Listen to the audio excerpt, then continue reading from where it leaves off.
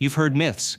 You've seen old traditions, putting a garlic clove in the corner of the house for protection, cleansing, abundance. But what if this symbolic act is more than folklore? What if this simple placement is a doorway, not just to ancient ritual, but to a rewiring of your energy field? Here's the truth, it's not about the garlic.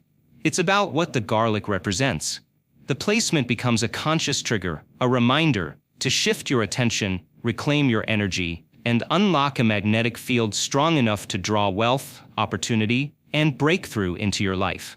Let's walk into this with eyes wide open, grounded in science, energy, and intention. You're not here to hear fairy tales. You're here to remember your power. Look around your home. Look slowly. Let your eyes land on the things you usually ignore. The cluttered desk, the unopened envelope, the unwashed dishes, the place on the couch where you scroll for hours. These aren't just objects. They're anchors, silent indicators of where your attention lives. Now ask yourself, where is your energy right now? Not the superficial answer. Really look, is it tangled in a conversation you had yesterday? Is it caught in worry about a meeting next week? Or maybe, just maybe, it's still lingering in that message thread from someone who no longer holds space in your life, but somehow still takes up real estate in your head.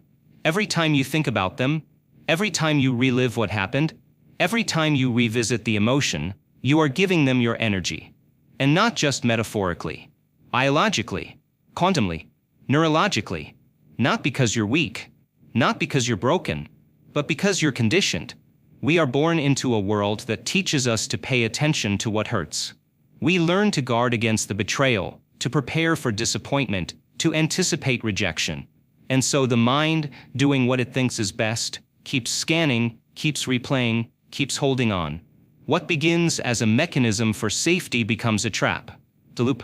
You think about your boss and feel judged again.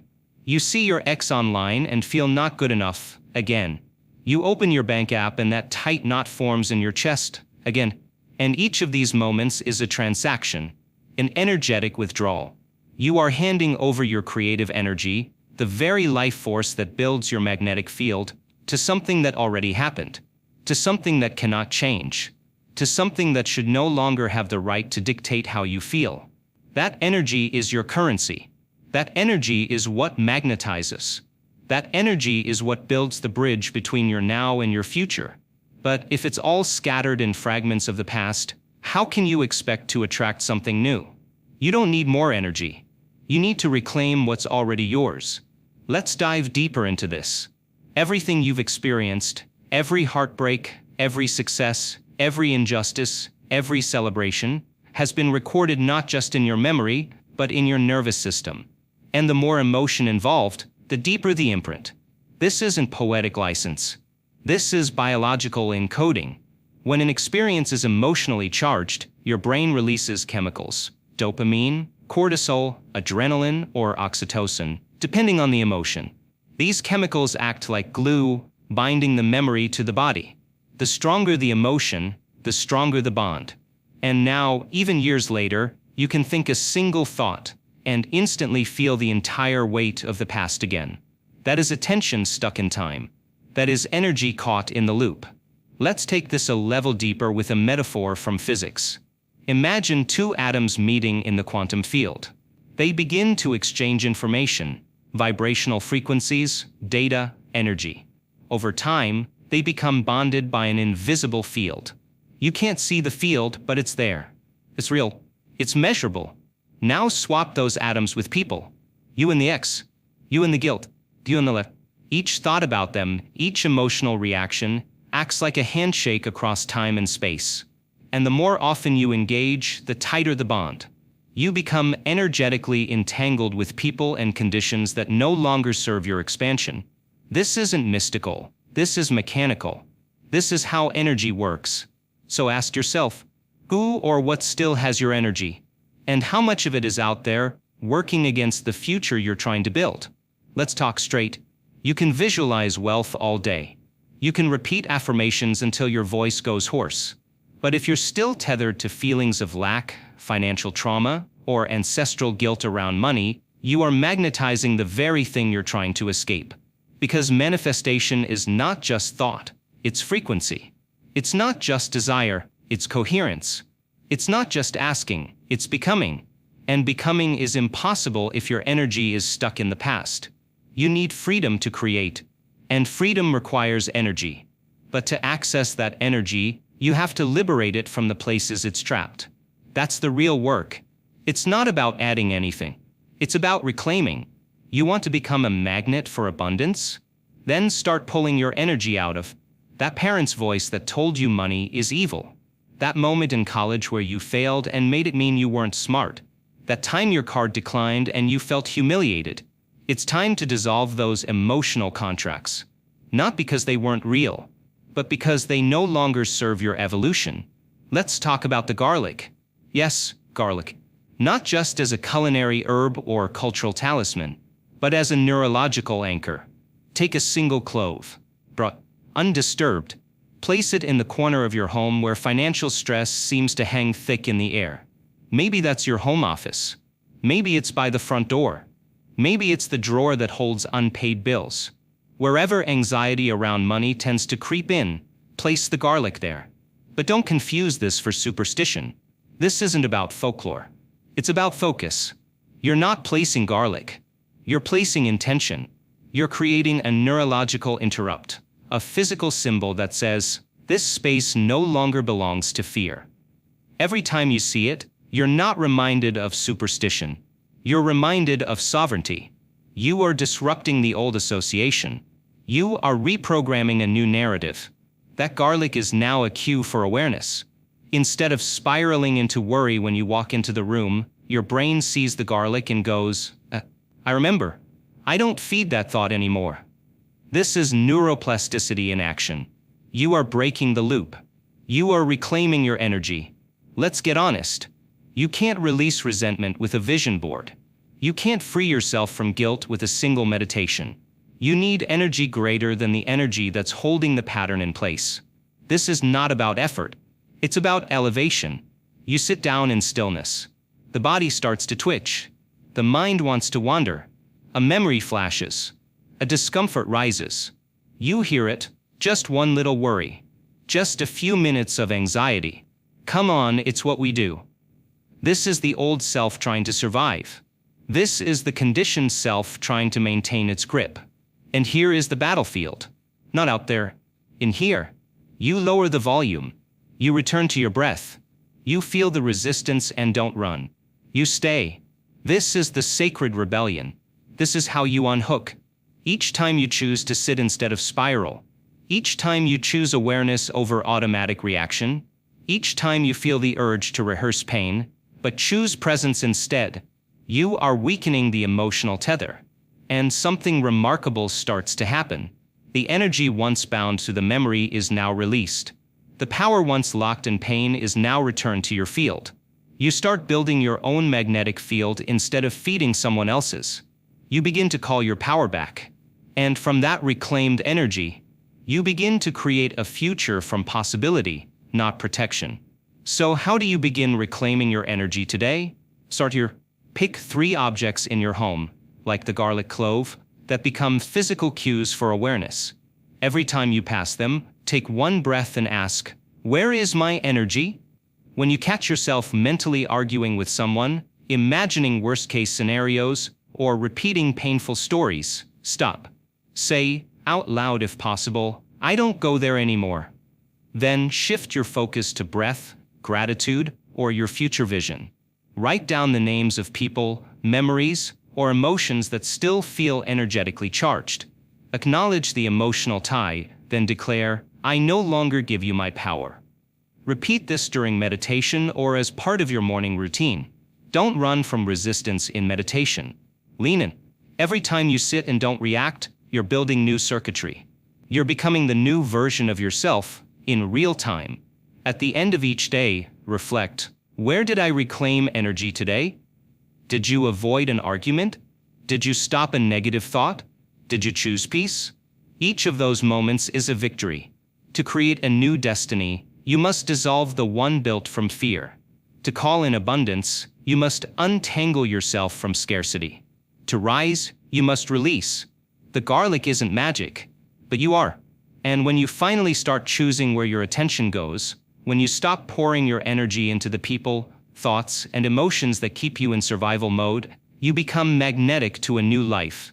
Not because you asked for it, but because you made space for it. So now the question isn't, when will it happen? The question is, how much of me am I willing to bring back home? Because where you place your attention is where you place your energy. And energy builds futures.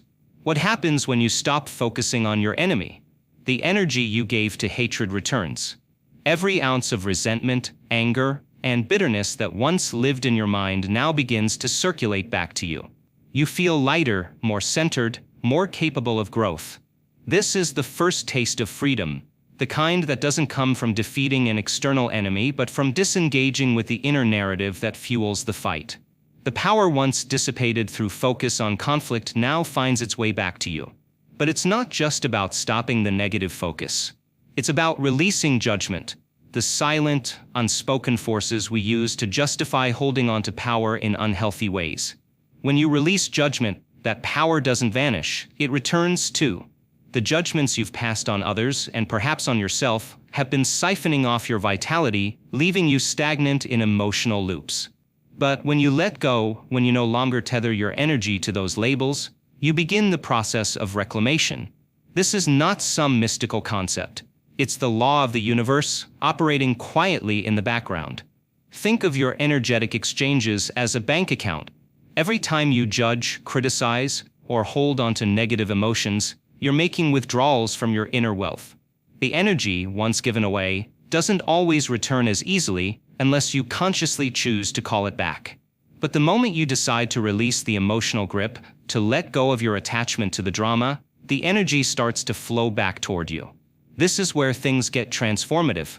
You start to notice that, one by one, every condition, every person, every trauma that you used to rely on to reaffirm your story begins to dissolve. It's not loss, it's liberation. These old stories were once the foundation of your identity, the conditions upon which you based your sense of self. And as these bonds break, you realize that your identity was never truly solid. It was always fluid, always changeable. But breaking free from these bonds doesn't come without a sense of discomfort. This is why some friendships begin to unravel, why you find yourself losing jobs or leaving old environments behind, why life seems to shake and stir.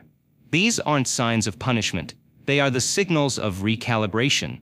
The universe, or your subconscious mind, knows when the frequency you've been emitting no longer aligns with the circumstances surrounding you.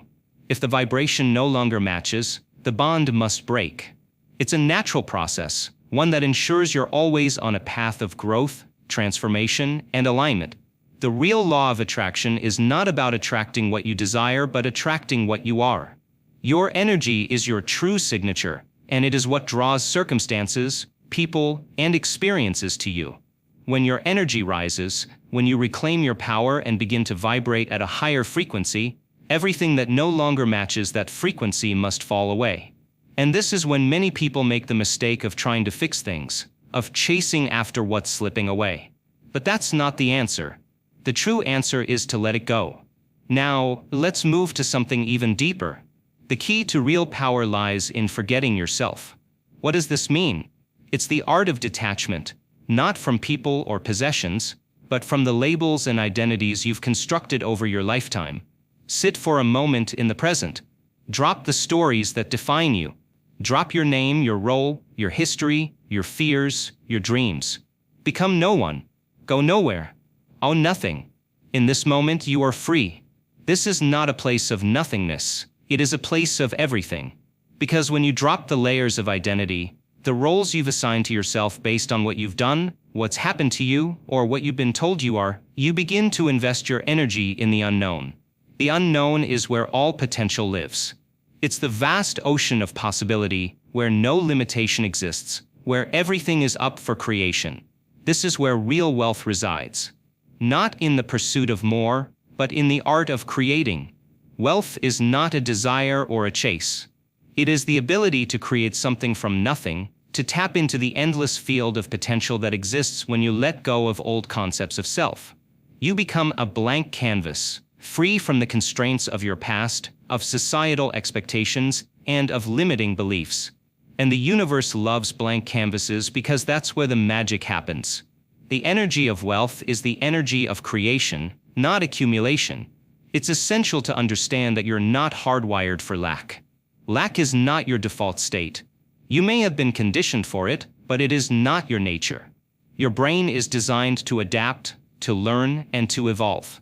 The pathways in your brain are flexible, dynamic, and constantly rewiring based on the thoughts and emotions you feed it. Each time you revisit a certain thought-emotion combination, you reinforce a specific neural pathway. Over time, this pathway becomes stronger, more automatic. This is how habits form, both good and bad. But here's the powerful truth. These pathways are not permanent. The brain is highly malleable, a phenomenon known as neuroplasticity. This means that the roads your brain has been traveling down, paths paved with limiting beliefs, trauma, fear, and conditioning, can be rewritten. The moment you stop lighting up the circuits that feed these old thought patterns, the brain begins to rewire itself.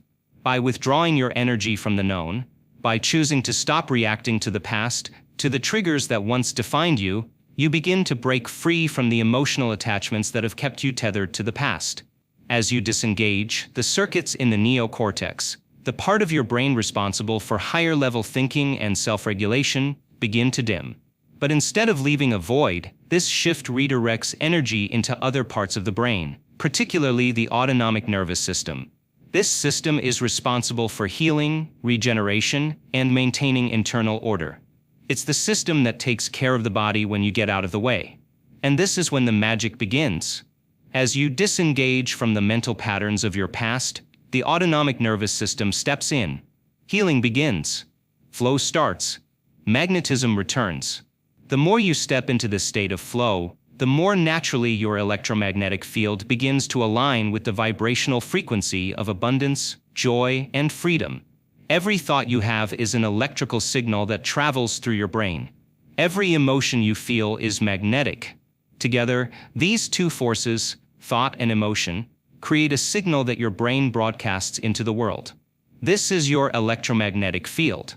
Your field is your energetic signature, the unique combination of energy you emit based on your thoughts and feelings. And this is what the universe responds to. If your thoughts are centered around survival, fear, scarcity, anger, and you're hoping for abundance, there's a mismatch. Your signal is split, and the universe can't respond to a mixed message. It's like trying to send a text message with two different instructions. The message won't be received clearly. This is why alignment is so important. When your thoughts, emotions, and energy align with the frequency of abundance, you start broadcasting a clear signal. The universe, in all its infinite wisdom, responds to that signal. It doesn't respond to what you want, but to what you are vibrating. So you must align yourself, cleanly, clearly. And when you do, you begin to create from a place of power, not scarcity. This is where the garlic clove comes in, symbolizing your commitment to recalibrate, to reclaim, and to realign. It's not about invoking some mystical magic, it's about invoking your own mastery. Each time you look at that clove, you're reminded of your ability to shift your energy, to reclaim your power, and to rewrite your story.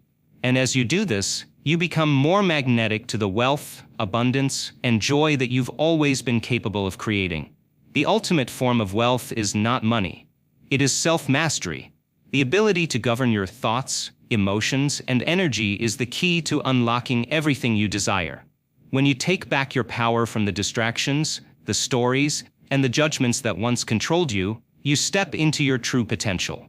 This is where wealth resides, not just in the material sense but in the sense of inner richness, inner peace, and freedom. And as you cultivate self-mastery, you begin to attract more of what you truly desire. Not because you've chased it, but because you've become it. The energy you give off is the energy you receive. Your life, your circumstances, and your reality all shift to match the new energy you're embodying. This is the real law of attraction. The more you practice calling back your power, releasing your judgments, and aligning with your true self, the more effortless it becomes to create a reality of abundance, joy, and success. So, let go of the old stories, step into your power, and watch as your life transforms in ways you never thought possible. When things start to fall apart, your job dissolves, relationships stretch, and stability crumbles, it's easy to feel like you're failing. But these changes are not signs of failure, they are symptoms of a deeper process.